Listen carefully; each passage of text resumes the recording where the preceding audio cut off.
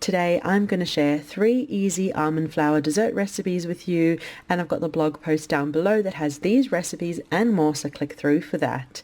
The recipes all only have 3, 4, 5 ingredients. They're really quick and easy to make, and you can use almond flour as is suggested by the name of the video. You could also use ground almonds or almond meal, just depends what you have in your kitchen and also the texture you'd like your final dessert to be. So I'm going to start with the first recipe, which is this easy almond cake that has only 4 ingredients. So let me talk you through the 4 ingredients you need for this really simple cake, and then we'll get baking. Now I'm using ground almonds in this cake, but you could use almond flour instead. Just depends on the consistency you want your finished cake to be. I'm using vanilla to flavor, but you could use lemon or orange zest or even almond extract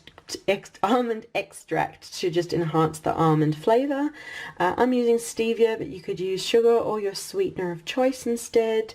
And I'm going to use some eggs, which we're going to separate to make it nice and light and fluffy. So let me get cooking. Start by separating the eggs. So I've got my 4 yolks in one bowl and the 4 whites in another. So yeah, there's 4 eggs there. Just separate them out. So they got separated into 2 bowls, and we're going to whisk them up separately. I've also got the oven preheating behind me to 180 degrees Celsius, which is 350 Fahrenheit, and I've lined a round baking tin with well-greased baking paper, so it is ready for me when I am ready. And we're going to set the yolks aside and start by whisking up our egg whites. So I'm going to use electric hand whisk and whisk until we've got lovely meringue whipped egg whites.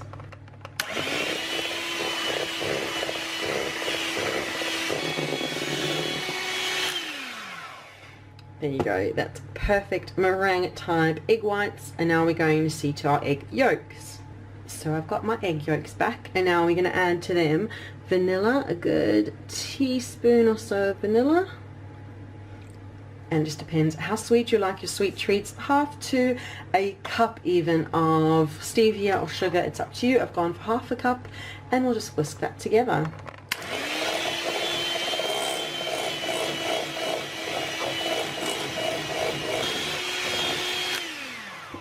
Okay, that's perfect. That is enough of the whisking, and now we'll fold everything together. So add the egg whites into the egg yolks and just gently fold the two together.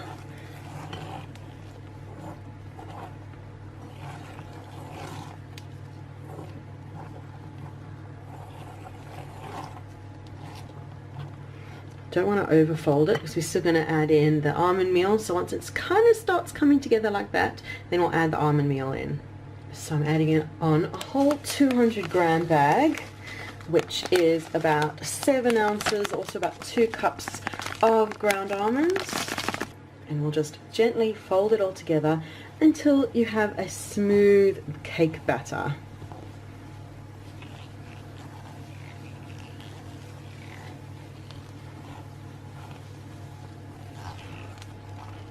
There you go. Once you're happy with the consistency of it, you can just move it to your prepared baking tin. So I've got my round baking tin here, and just pour in the cake batter.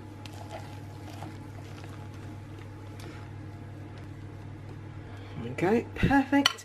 And now pop it into the oven, which is preheated to 180 degrees Celsius, which is 350 Fahrenheit, for 30 to 40 minutes, or until it's cooked through and done to your liking, which I will show you next. The cake is out of the oven. Now just allow it to cool completely before you remove it from the tin, and you can frost it or sprinkle over some toppings and slice into it. Cake has cooled completely. I've moved it off onto a plate. You can see it's just lovely and golden, and there's loads of options for serving, for topping. You could top it with your frosting of choice, cream cheese frosting if you want, chocolate frosting, buttercream. You could just add a bit of whipped cream and some fresh berries or fruit, or do as I like to do and just dust over a bit of powdered sugar or icing sugar. Just like that, and that is kind of perfect in my opinion. And now we will cut a slice from it, and there you go. You can see it's perfect and moist and light inside, while just being just a beautiful cake. It's just so easy, as you saw, and we're just 4 ingredients in this simple cake. So that's my easy almond cake recipe and how to make it, and it is such a lovely light dessert. And next we have perfect almond cookies that also have only a few ingredients, as you'll see. So the ingredients we have today are ground almonds for our almond cookies.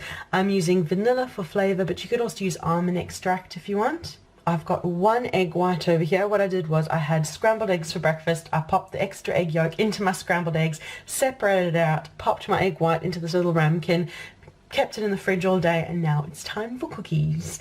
And I'm using stevia as my sweetener of choice, but you can feel free to use your sweetener or sugar, whatever you like instead. So step number 1, we're going to get the oven preheated to 180 degrees Celsius, which is 350 Fahrenheit. I'm going to line a baking tray with baking paper, get it well greased, and then we'll get to whisking up our egg white. So I've got my oven preheating behind me, that is the big noise, and I've moved the egg white into the bowl over here, and now we're going to whisk it until it is thick and fluffy.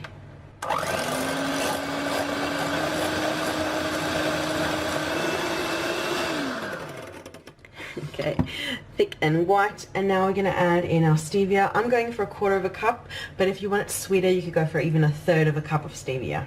So we're going to add that in and give it another whisk through.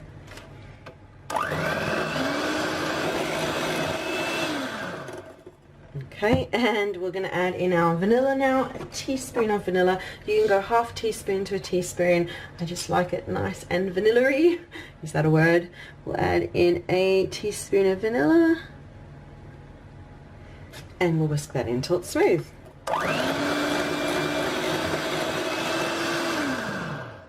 There we go, that is beautiful. Look at that lovely thick meringue really.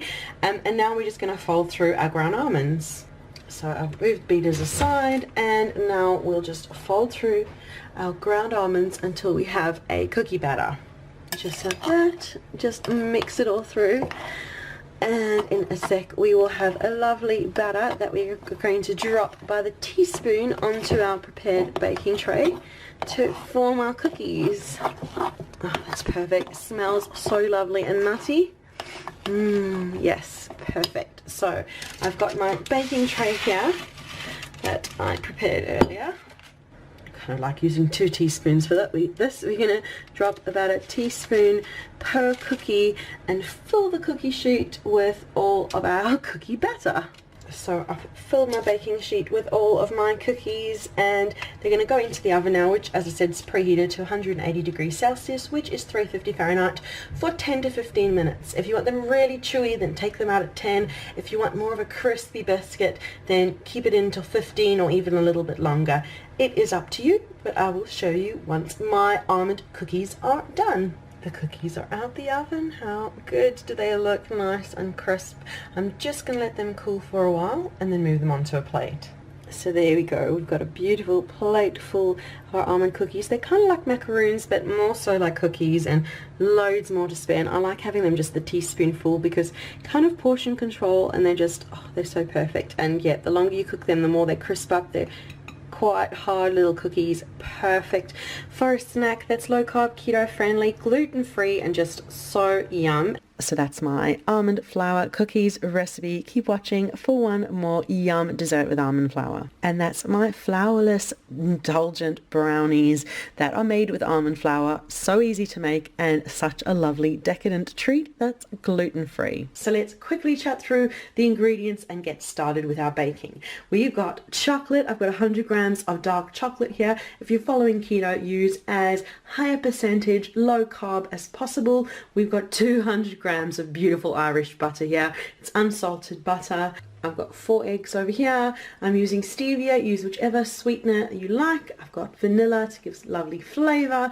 I'm using ground almonds. Now you could use almond flour instead. It'll result in much finer brownies, but I'm quite happy having those little bits of almond chunks still inside. So I've got ground almonds, and finally salt. I've got an enormous salt over here, but we're just using a pinch of it. So now we're going to get on and melt together our butter and chocolate. And you'll see this is a one pot mixing situation. We melt everything, mix it all through together, and then it goes into the oven, which I need to now preheat to 180 degrees Celsius, which is 350 Fahrenheit. And I'm going to get out my square baking tin, line it with baking paper, grease it well so I'm ready to go when my brownies are ready to go into the oven. So I've popped the butter and the chocolate into a saucepan. You could do this in a double boiler where you pop a bowl over simmering water, but I like to live dangerously. I'm going to melt it until it's beautiful melted butter and chocolate together. It's getting there. I've got it over quite a low heat and I'm just very slowly melting the chocolate and butter together, and it's quite therapeutic actually. So I'm just going to keep melting this, and then once it's all melted we'll move on to the next step. There you go, the last little bits of chocolate and butter are melting into my delicious pool of chocolate over here. Now you could pour this out into a bowl if you want, but I like to just have less washing up and keep everything in my saucepan and add all the ingredients and whisk it through together in here, which is what we will do next. My melted chocolate and butter is over here. I'm going to now add all the other ingredients, starting with a teaspoon of vanilla, and then 1/4 cup of stevia, and we'll just give that a stir through. Let stevia dissolve, the flavour of the vanilla go in, add in a pinch of salt. Salt brings out the sweetness so much in ingredients, definitely worth popping into brownies. And then we'll move over to a whisk instead, and we'll whisk in our eggs, and I've popped 2 in over there. Start with 2 and then do the others one at a time, just getting it nice and thickened.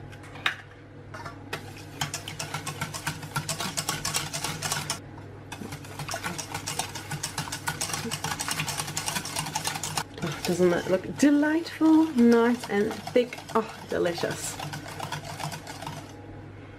Finally, we'll move back to the spoon and we'll add in our ground almonds or almond flour. And we'll mix it in until we've got a beautiful brownie batter.